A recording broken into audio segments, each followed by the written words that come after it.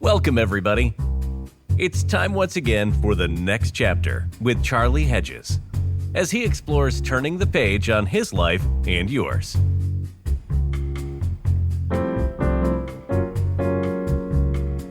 Welcome, everyone, to the next chapter with Charlie. We are here today with family business specialist Doug Gray to discuss strategies for building your family's next generational success. Doug will show us how to develop leadership, distribute wealth, and build unity within the family. With that, let's get on with our show. Doug Gray, welcome to the next chapter with Charlie. Thanks, Charlie. It's a pleasure to be here. Yeah. As I've looked you up, I've got your LinkedIn page on the links, so people can go to that. And I looked at that. It seems, I don't know if bulk of your mission is correct, but it seems to me that you've dedicated the bulk of your mission to support the generational sustainability of family. Is that right? It is right. Yep. When I was younger, I felt more comfortable working with younger people. Now that I'm older, I feel more comfortable working with older and younger people. It is right. So tell me, man, what does a forward, because you talk about forward thinking, or maybe I do. What does a forward thinking family look like? Think like, act like? Yep. You know the answer. It's prospective. In other words, we're using our prefrontal cortex and we're imagining a better future. And I'm placing my hand here because there's a bunch of neurobiology that's associated with that. The opposite is the reactive. I'm a product of my family and I can't overcome it. Well, that's not historically true. And psychologists know that lots of families, lots of individuals have overcome horrible family of origin stories. You know that. I hope it's not your personal one, Charlie, but you know someone who perhaps has overcome a horrible family of origin story. Here's the reality. In psychology, we can focus on where we are now and where we want to go next. And that is prospective. That's future forward. And it happens at both an individual level and a family level. So prospective, kind of, that's a new term for me. So it's looking forward. So what does the family dynamic look like? Boy, that's really hard to answer because it's so different all over. Right. And it could be larger and smaller in number. It could be fractioned or rebuilt over time as people have deaths and successive marriages or children. And,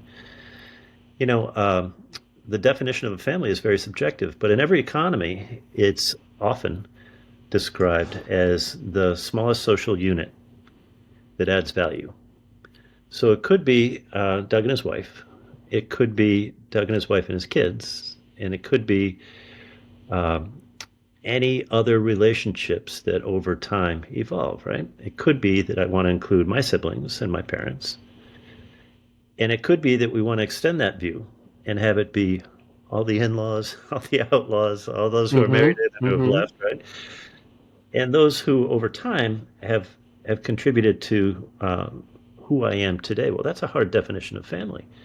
I suspect you've had 10,000 people touch you, or you've touched 10,000 people in your career. Is that really your family? I'm not sure, but some people would regard it as that economic unit that provides some value and describes who you are, your identity. So I'm dodging the question because I don't have a great answer, Charlie. Can you tell?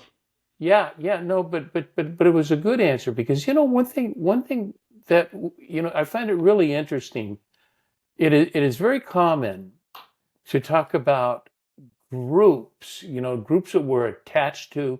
This is my family. This is a family. Well, that's just not true. That's definitely not true in the workforce. No, and yes, and it certainly doesn't want to include the dysfunctions of most families. Even though every group is dysfunctional to a degree, or to some degree has dysfunctional, has need for reorder, but family's a different animal. How? How? I read today, I was reading a friend of mine that's a poet, and golly, it's the first time I've read his poetry, and they're just absolutely brilliant. And he talks that he had a family of origin that was, that was dysfunctional. He's was lived in raised in the inner city, but it was also, the strong attributes of the mother, and he wanted to hold on to. I wish, let me see. I'm going to reach for a book really quickly, and I had a kind of a tough time, um, uh, where he just said he didn't want to lose that identity of a family. And I had a really terrible family upbringing until I was 7.5. It was very dysfunctional, abandonment, abuse, rejection. Another subject, although very, now that I no longer look at it as something I have to manage, but something that is my identity. Now that I have taken that on as my identity, I take it on very differently. I no longer take it on as a roadblock, but actually I am the good that I am doing today is a product of the turbulence I was raised in. Absolutely. So two models come to my mind. One is how does the individual fit in the family, and it's similar to how do we describe social psychology? We've got 100 years of research on individual and organizational psychology. Well, most family business consultants or family wealth advisors talk about three systems. How does the individual fit in the family system, whatever that might be defined as, which is what we're talking about now. Second is the business system. What is it that makes money and generates wealth over time? Mm-hmm. And third is the ownership system, because ownership perpetuates the wealth over time. So those are three rooms or three houses that often psychologists talk about. But the fourth down here is even more important, and that's the learning system. I'm a fan of learning systems and Senge and others because 100% of my clients are high on learning systems. If they weren't, they wouldn't be clients. They aspire to grow. They have a growth mindset. So if you were to think about how that individual fits with those four systems, your example is perfect. You overcame a family of origin story at 7.5 that compelled you to embrace whatever business and ownership capacity you had, whatever your interests were.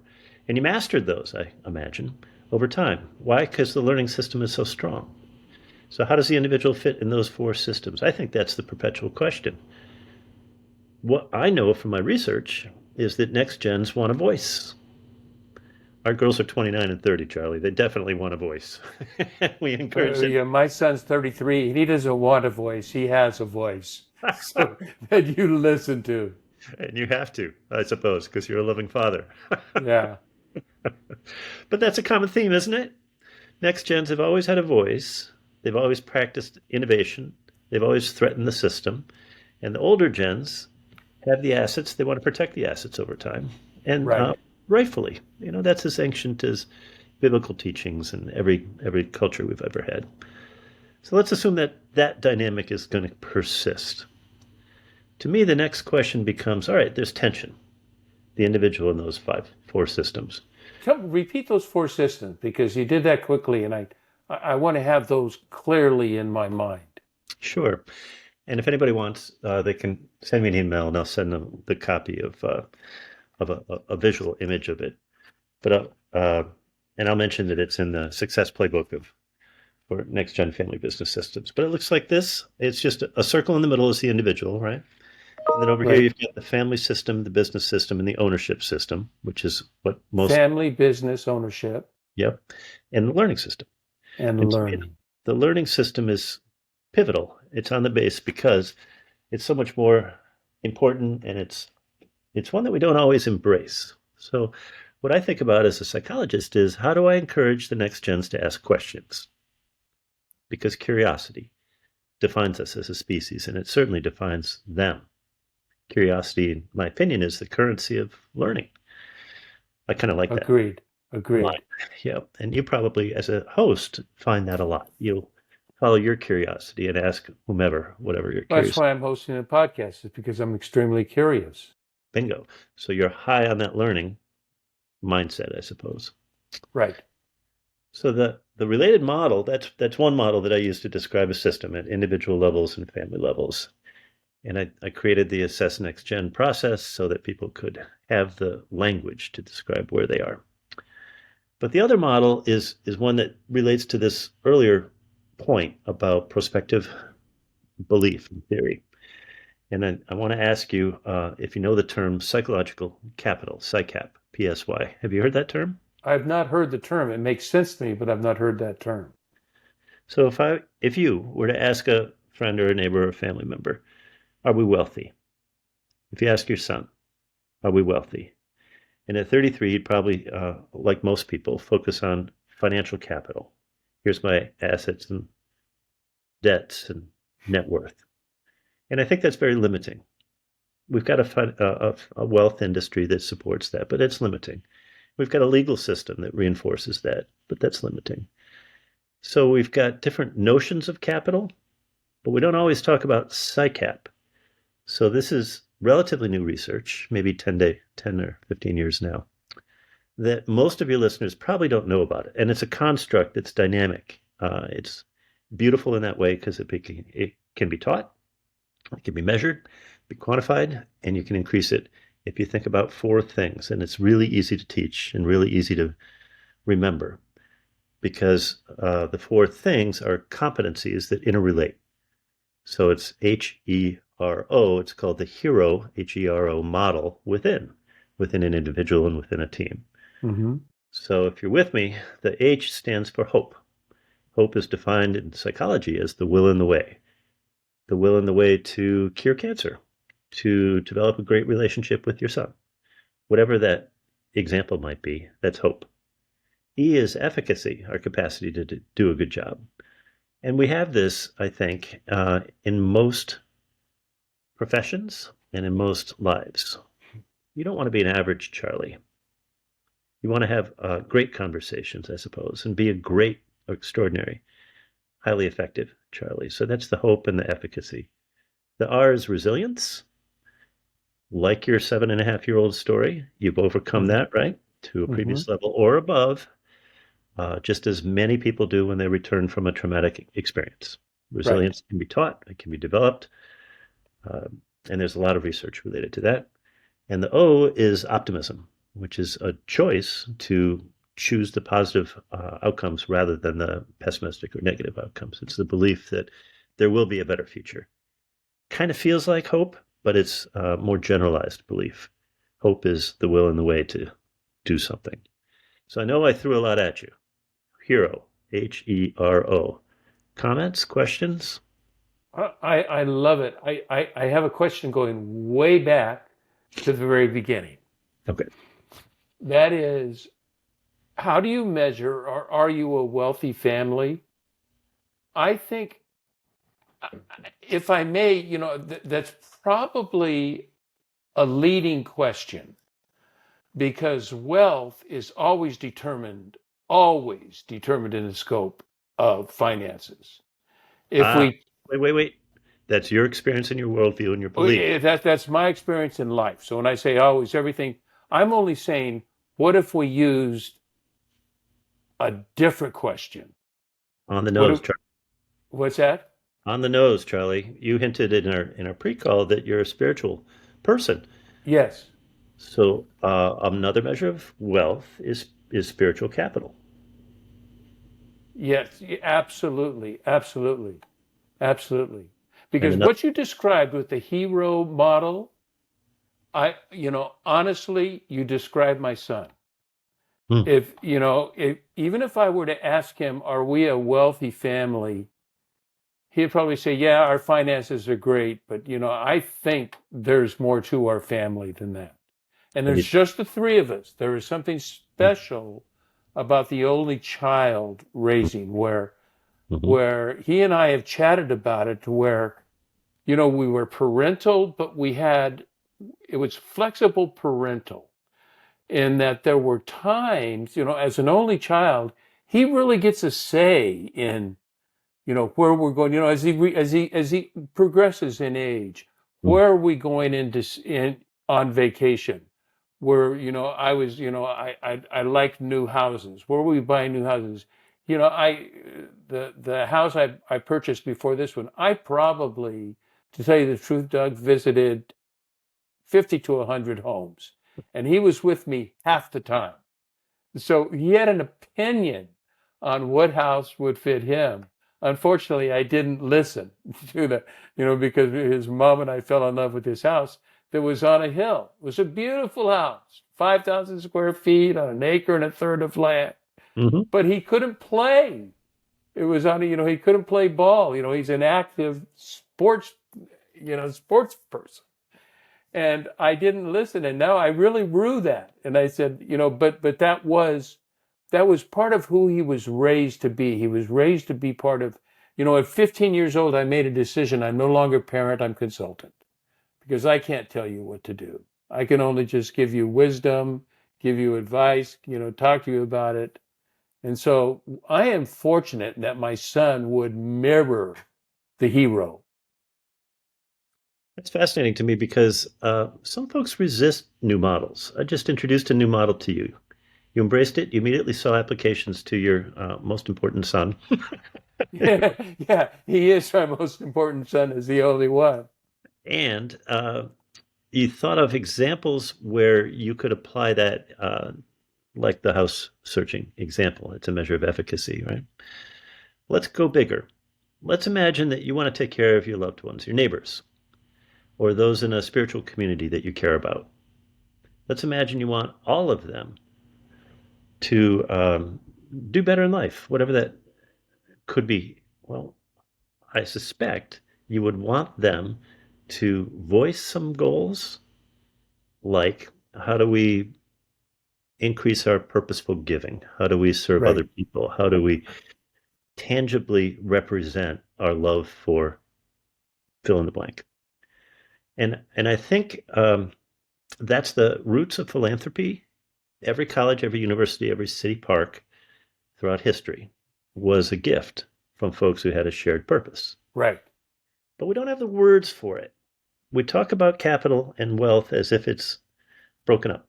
Financial capital, human capital, social capital. Those are subsets because they're easier to talk about. So I'm proposing that we talk about something bigger, like a bigger umbrella, that's Yes, more I love important. it. And that's what PsyCap is, I think. If we talk about the hope for American collaborative conversations, whoa, there's a topic. How effective can we be at conversing with people who have a different religious or political belief? How resilient can we be with those we disagree with? These are coachable skills. And how optimistic can we be about a better future decades from now? It's not just an American experiment, it's a thing which persists somehow. I think PsyCap will define us if we begin to use those four terms a little bit more. I love that. I, it kind of, for some reason, this may seem really off the wall and it doesn't fit, but it feels to me like in the field of intelligences, emotional intelligence is like PsyCap. Emotional intelligence is to intelligence, understanding intelligence, what PsyCap is to understanding capital.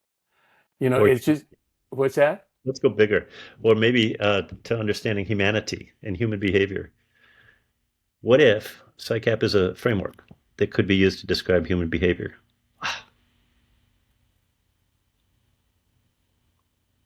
Let's Oh, you're so talking my language. You're talking.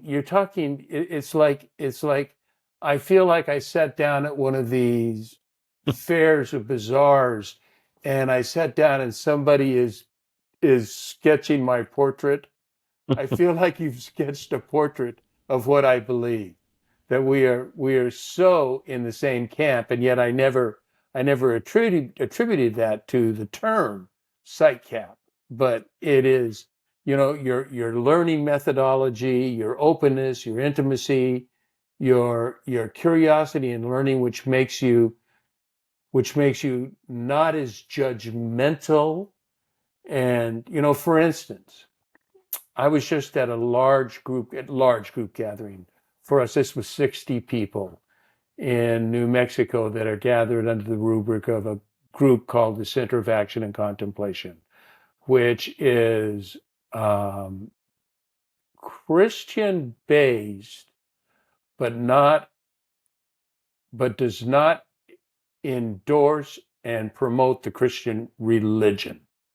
It is based on the words of Jesus. And so we're very open to other faiths, different, we have a lot of Catholics, some evangelicals, and we even have Mormons that attend, which is, you don't find those three groups together, but they're working on the same mission. And I think there is a place, as we were talking about growing something, there's a place for growing the people that are already bought in or close to bought in. How do you teach this message? How do you teach PsyCap to somebody that this is totally foreign? And not only foreign, it is challengeable because it challenges authority. Well, let's use the shared text that your group believes in, the words of Jesus. So if you were to take a Bible, when I was a kid, they still had Bibles with red letters in them. Yeah, And the yeah. letters were the words of Jesus. And let's imagine that those become the only text that group chooses to agree to. And let's imagine you add 4 words: hope, efficacy, resilience, and optimism. And you don't need to call them PsyCap necessarily. These are 4 ways to look at those words. So what's the hope expressed in this passage? The will and the way to have faith as strong as a mustard seed. Well, what does that really mean? Mustard Right. seed's this small, right? But then it's prolific in the springtime and it covers all the fields, and a seemingly impossible thing becomes possible. So if we use the words hope and efficacy and resilience and optimism in whatever passages, I suspect that it will enable us to focus on our shared beliefs, whatever unites us. And I guess I want to add, I was raised in that kind of an environment. My father was a minister, and I was forced to sit in the front row of the pew. Oh, you were Baptist. Methodist, but the point's the same. And when folks are exposed to one text, whether it's that or anything, I think it often limits our beliefs. And the idea of having new vocabulary, like I just shared with you, is so that we can practice using the vocabulary in different ways ahead. So you, the rest of today, may use that phrase, PsyCap, because it's a cool phrase or because you understand it and it resonates and you want to understand resilience in a neighbor, in your wife, in a loved one. Resilience is a thing that we know can be taught. We know it can be developed. We know that, for instance, when people go off to war or military service and they come back, there's that bell curve, and we focus on post-traumatic stress disorder, that one extreme, and that's what makes the news, and that's what contributes to so much suicide. But we don't focus on the other side of the bell curve, which is called post-group euphoria. And those are the veterans who say, this is the best experience of my life. I miss my buddies, my comrades. Right. I'd stand and support them. The point of this example is there's a bell curve, let's assume, for a natural distribution or normal distribution curve for all those veterans. But if our stories and our repeated stories, like the news, reinforce the oldest part of our brain, the fear-based stuff, rather than the prospective views of what does it mean to be resilient. Now we're teaching resilience, and we're doing it with communities. So when the veteran comes back, he doesn't go back to the same group necessarily. He goes back to a community of people who support him or her. And we know that reduces suicide. We know that people are social animals, Well, now I'm going back to the first model. How does the individual fit into that community of veterans or that family of veterans, if you want to use that phrase? That's critically important. That's the backbone of social psychology. How does the individual fit in the organization? We've got 100 years of research. Sadly, we just don't share it enough on podcasts like this. And I think that's our challenge. So tell me, let's make it. Let's kind of come back to what you're talking about. And that's the dynamic of the family, which is a nuclear family or the extended nuclear family. And I'd like to spend our time talking to you because you have, I think, that's so relevant to obviously to our listening audience. And you are teaching new thoughts. You're teaching. You're coming at it through a whole different window, and um, and one of the things that I'm wondering, let's begin with, what do you think are the common challenges that families face when they're planning for the future?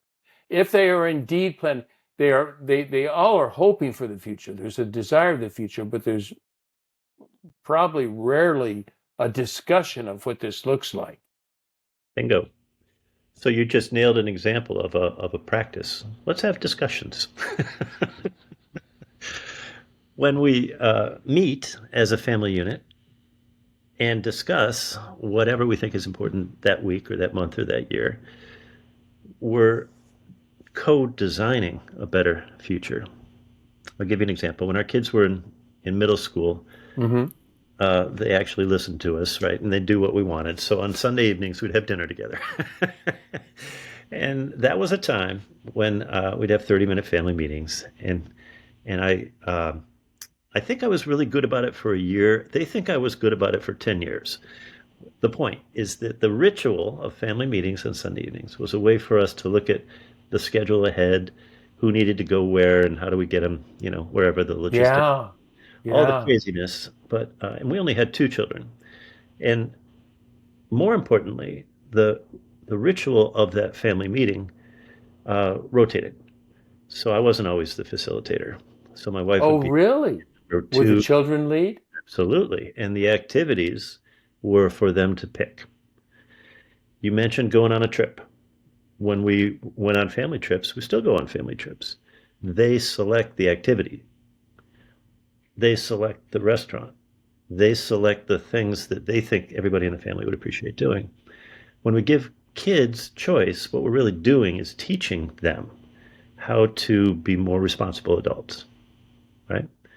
I think if more families were intentional about the rituals they embrace, like regular family meetings, it would enable families to have more conversations throughout their lives, not just at weddings and Thanksgiving and Christmas and whatever. But let's imagine that more families took a week together as adults to live together in the same place. And it could be at a campground, it could be at a resort, it could be a hotel, it could be a boat. It doesn't really matter where, but that they choose to hang together and retell the stories.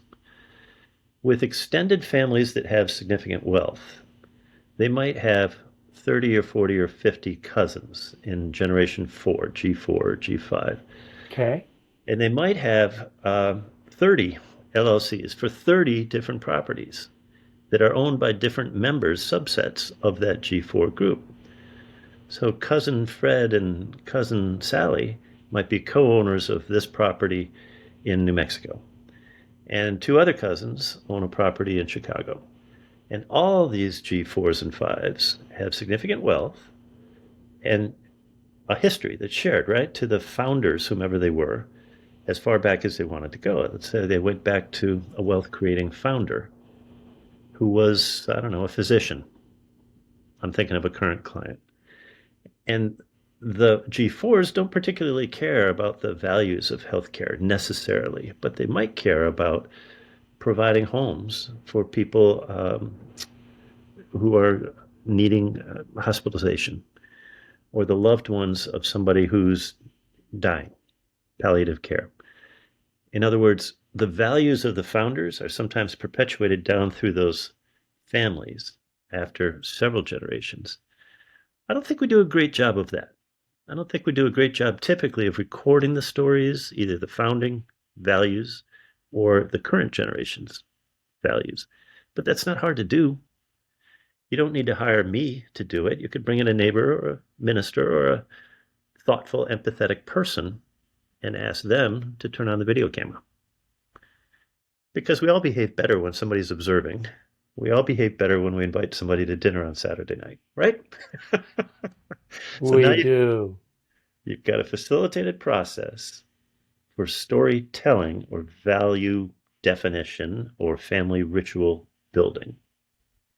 Another example that I bet you do is at a dinner, you might have an empty chair at the table. And the empty chair often represents the antecedents, those who came before Charlie, or your faith figure. Could be Jesus, could be Buddha, who knows? Sure. It could be an empty seat that represents the future generations of your son, whom you hope will be able to fill that chair with all the values and legacy that you've shared. I don't know what the empty chair represents because it's different for everybody. I like that. I didn't make it up. A lot of families do this, Charlie. I invite you to do it next time. Never heard of it. Okay? The point is to ritualize the things you treasure. If you treasure generational wisdom sharing, your next meal could have an empty seat, just as you'd have a blessing. You know, two things come to mind. This is more often caught than taught, don't you think? I mean, it's not common for, okay, let's discuss, let's sort of capture our family values rather than express them. And I see, it helps that I'm a big believer in intuition.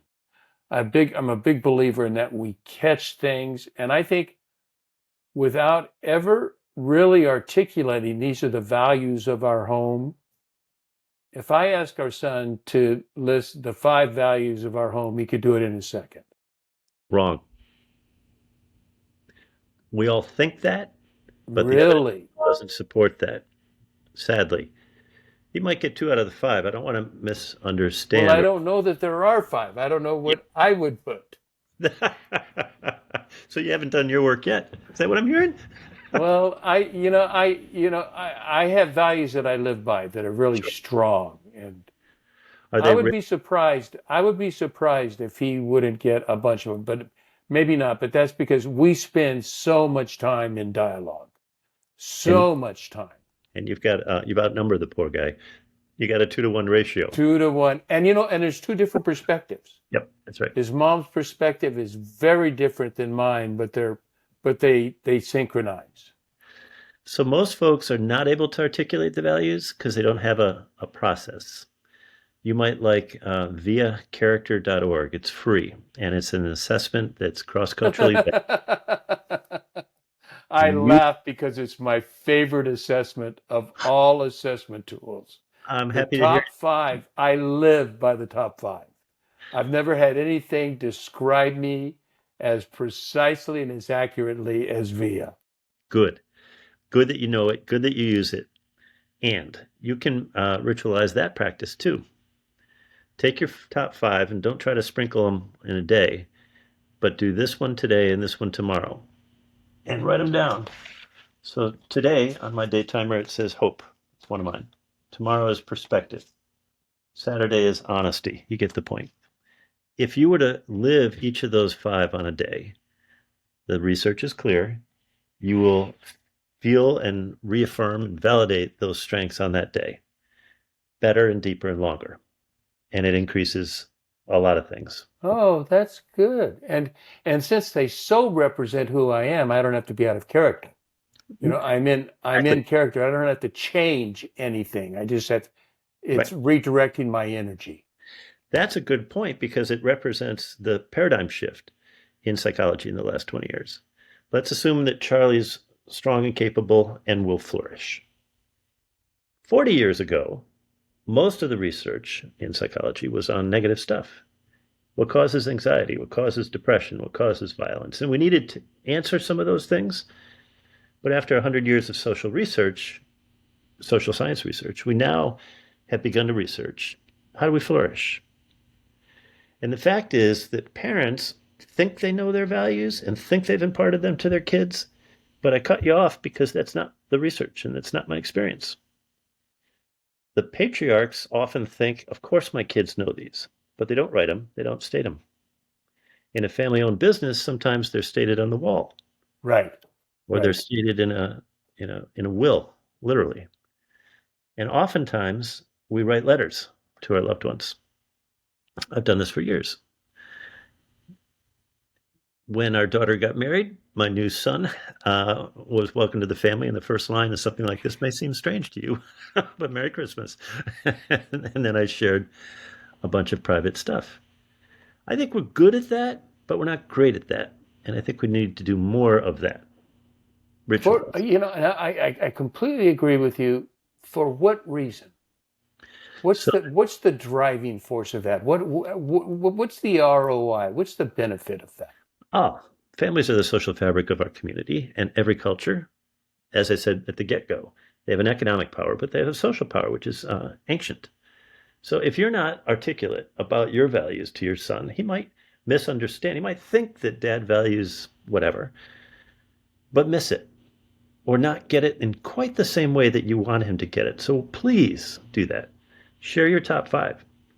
It would be curious. I'd be curious to do that because as I said, we engage. Now he's a baseball player, and he's out of town a lot. He lives his home is in Scottsdale. We're in Southern California, but he plays in Cleveland. So, us getting together is not common, but not frequent. But when there are no such thing as family dinners and, Thanksgiving or special times. When I go to visit him and he has 2 chefs that are his assistants, so we eat gourmet food when we live with him. So that tradition is not possible, but a Zoom meeting would be, right?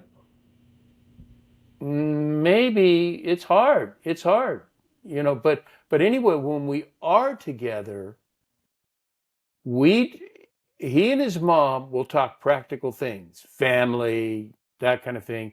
He and I go off, and because he loves philosophical thinking as much as I do, and we go off into philosophy, we go off into dad's personality, what drives dad, what drives him. He's very influential on his baseball team when we get into drivers, core beliefs. So, those things are expressed and I think, are you familiar with Robert Rodriguez, the filmmaker Robert Rodriguez? No. He has a book called Rebel Without a Crew, and he talks about how his life changed when he began to include his young children in his filmmaking.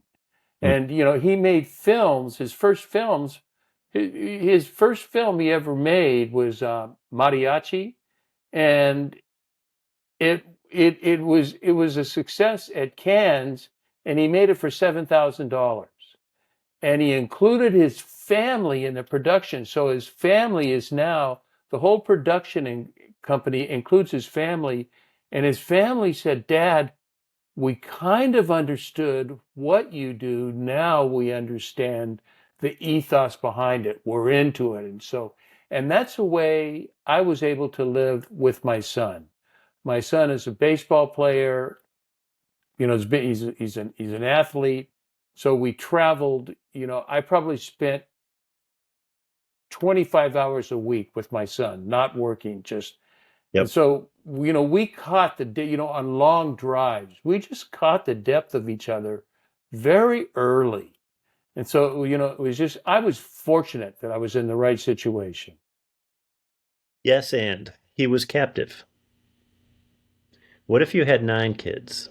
That's different story. I don't know. God fortunately did not have me do that.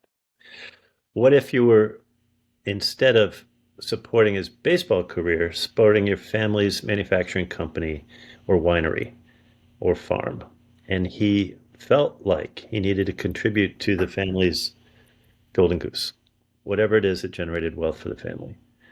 Many of those kids also feel captive. I have no choice.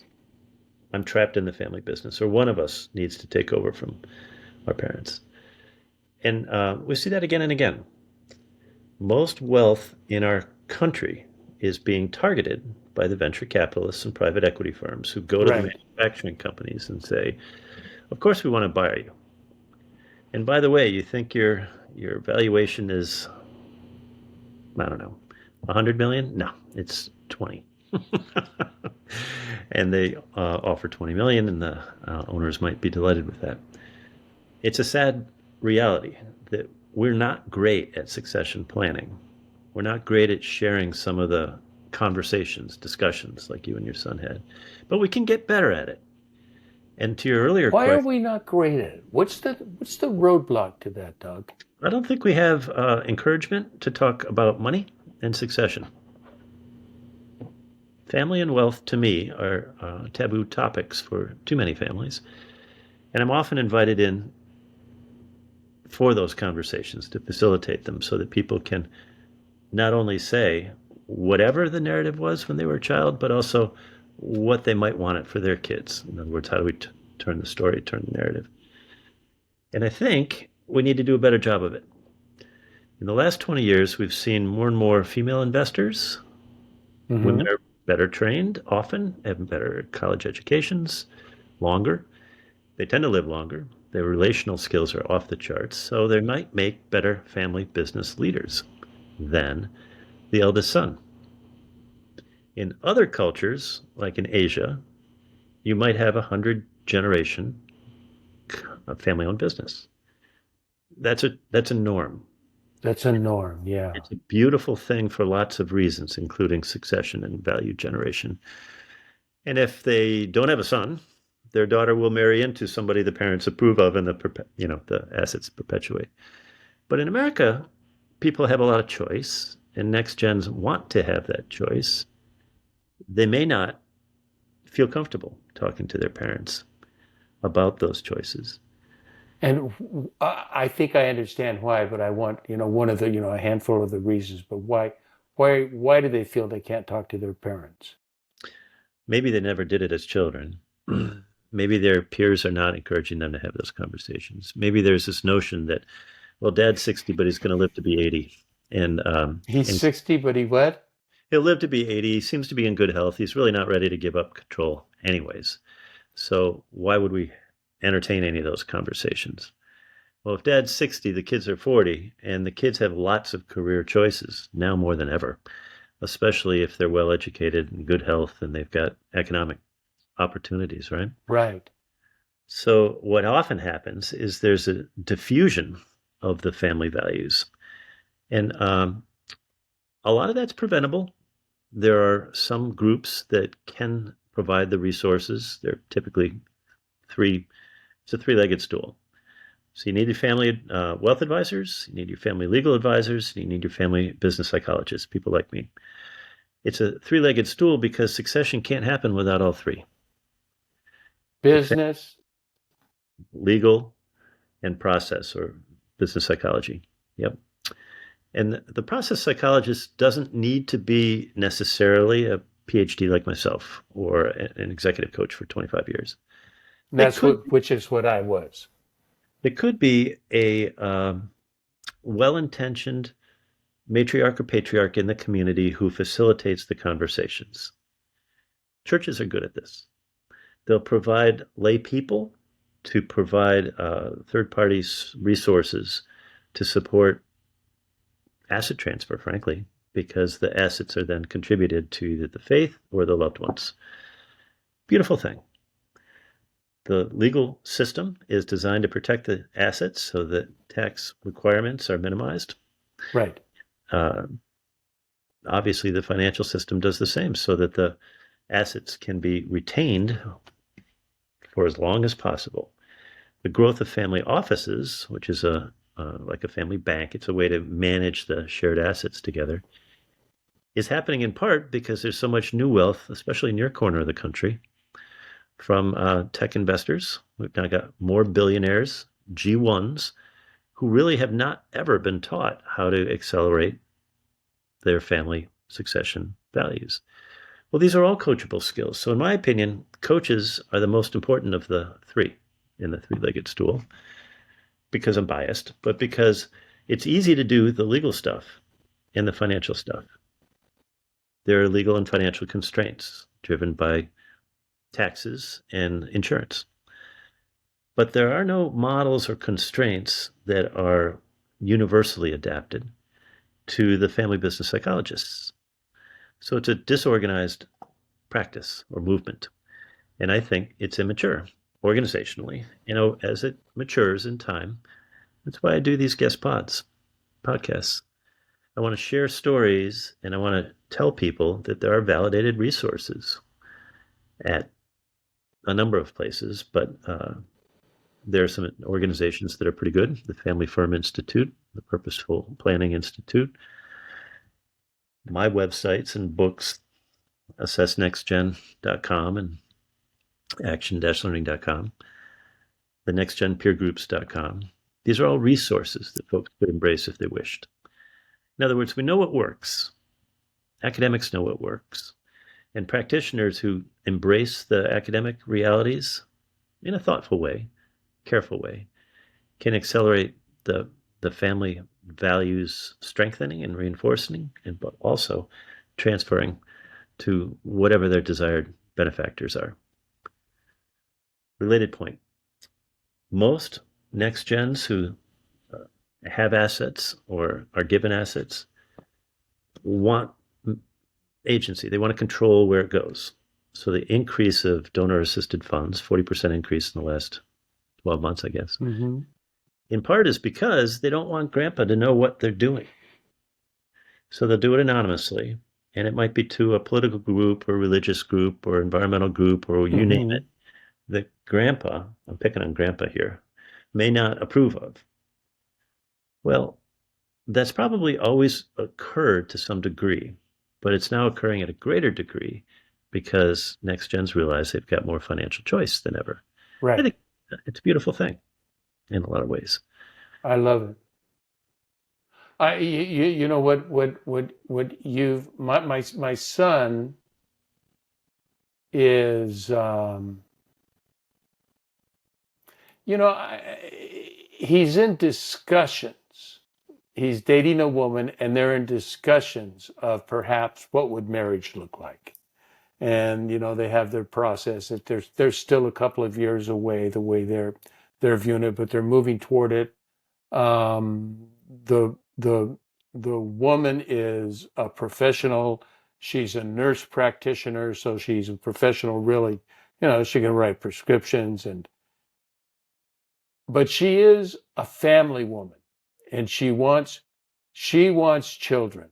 And my son would like to have children. And so what you are making me think, although my son may or may not be able to, maybe not articulate in my words, but articulate the ethos of what I'm all about and the way I would love to see a family, which is very, I'm very open and receptive and, and I'm a change agent.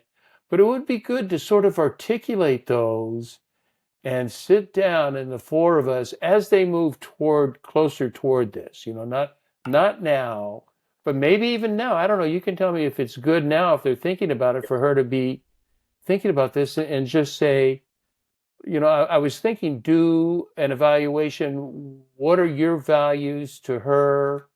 What are my son's values? What are the parents? How do we mingle these? How do we make these coexist into a family unit that is going to be where we will be able to raise children in sort of the context that we have learned to live with and that we value. It's a, and then it's an open discussion. There's wide openness to it. Have you written a charter ever? A family charter? I've never written a family charter, written my personal charter over and over, but never written a family charter. So, a couple of thoughts for you, Charlie. Not as homework, but as possible takeaways and actions. One, please write your love letters. We do. May I interrupt and say the three of us have a habit. Every birthday and every Christmas, we write letters. We have done this for 25 years. He's 33, probably since he was 7. Have you written one to her yet? His No, intended? but she will be this year. She will be included this year. Excellent. That's great. And I invite you also to since you're a fan of the VIA assessment, to use that as a system, as a tool for the four of you. And I want to give you a website from a great person, Emily Bouchard, just as it's spelled, but I'll spell it for the sake of the recording. Emilybouchard.com. Uh-huh. And Emily is brilliant, and she's written a very short, powerful book. It's all of 20 pages. I think it's a free PDF that you can download from her website. And it's a prenuptial agreement for families that need a loving resource. There's a lot of nonsense online about prenups. Mm-hmm. Emily is Which are all financial. And Emily is one of the most loving, holistic, caring people I've ever met. So I strongly endorse that resource. What is it that I'm looking at? It's on her website. There's a download for a prenuptial agreement. I think it's called a book, but it's a free thing. And if you can't find it, Charlie, reach out and I'll get Emily to send it to you. Wonderful. That's a great idea. I was just thinking about that, about sending the VIA to my son, and then, but I hadn't thought about sending it to, I'm reticent to use her name because. Yeah. But the point is, you're creating that future family. I love it. So let me ask you this, as our time is beginning to near an end, but I do have a whole host of questions, but I just have, I think, one that I would like to talk about, and that my role in my family, I have assumed the role in my life, I've assumed the role as elder, not to be confused with elderly. Understand? But and I try to live up to that role. Now my son has because the life of a baseball player, man, is like, I'm telling you, during the season they have no life. They work 10 hours a day. They get 2 to 3 days a month off, and they end up with 3 to 4 hours a day, maybe, of free time. And so, one must be very aware of how much time that he has. But I would like to I will do that. I will send the VIA to him and to his special friend and say, let's do this, and let's plan. I could do it even this early, and let's plan to discuss this at Thanksgiving or Christmas and make this part of because that's unless we have other time that we're together. But it is such a profound instrument. I mean, I'm telling you, the 5 things that it named me by are the 5 things. Nothing has ever defined me as clearly as this. No instrument. That's perfect. So you know what to do. That sounds like perfect. So what do you see, not for me, for other families that will be listening? What do you see the role of elder in a family? Question asker. Please don't make statements, but ask questions. What and how questions. What could we imagine our great-grandchildren doing? How can we imagine our great-grandchildren living? That's beautiful. Just those two questions. What if we, not even our great grandchildren, just, let's begin with our grandchildren. But then, ideally we want to go on. See, in my family, Doug, my family, really, my family begins with me and my wife. That is, my wife has a lineage that she can go to that is rich and deep and wonderful. We have family reunions every other year of 40 people. And they're just beautiful. They're beautiful. The parents are not living, but the family, the 5 children still keep it up, and it's wonderful. But it would be nice to have, would you call it a family charter? Yep, and there's lots of examples. You can find them digitally. Charlie, I need to run. This is delightful, and I love your questions and your excitement, your enthusiasm for your loved ones, because it's a great role model for everybody. Thanks, Doug. I was just about to end us anyway, so we are just there. So let me just close up by saying I want to thank all our listeners for tuning into the next chapter with Charlie. And until next, this is Charlie Hedges signing off. Bye for now.